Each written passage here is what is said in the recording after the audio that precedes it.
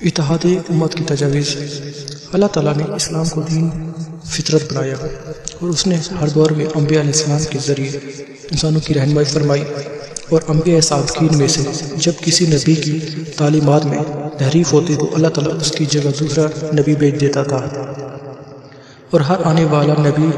دین کو اس کی اصل اور غیر محرف شکل میں پیش کرتا تھا۔ اس سلسلے کے آخر میں اللہ تعالیٰ نے اپنے حبیب حضرت محمد مصطفیٰ صلی اللہ علیہ وسلم کو خاتم الانبیاء بنا کر بھیجا۔ اللہ تعالیٰ نے آپ کی ذات پر نبوت و رسالت کا سلسلہ ہمیشہ کے لیے بند کر دیا، اور اب قیامت تک آپ کی شریعت ہی قائم رہے گی۔ رسول اللہ صلی اللہ علیہ وسلم کی شریعت کو قیامت تک رہنا تھا، اسی لیے اللہ تعالیٰ نے قرآن مجید کو ہر طرح کی تحریف سے محفوظ رکھا اور اس میں کسی طرح کی کمی بیشی ہونے نہ دی۔ یہ قرآن ضرورت قیامت تک اپنی اس حالت پر باقی رہے گا۔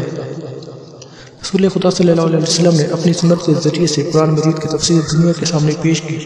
مگر یہ ایک حقیقت ہے کہ سنت نبوی کی اللہ تعالیٰ نے قرآن کی طرح سے حفاظت نہیں کی اور اس کے لکھنے والوں کو سہو اور نسیان سے محفوظ نہیں رکھا۔ کتب حدیث لکھنے والوں کی قلم غلطی اور لغزش سے محفوظ نہ رہے، اور یوں ذخیرہ حدیث میں ملاوٹ ہوئی اور سیرت خالص شکل میں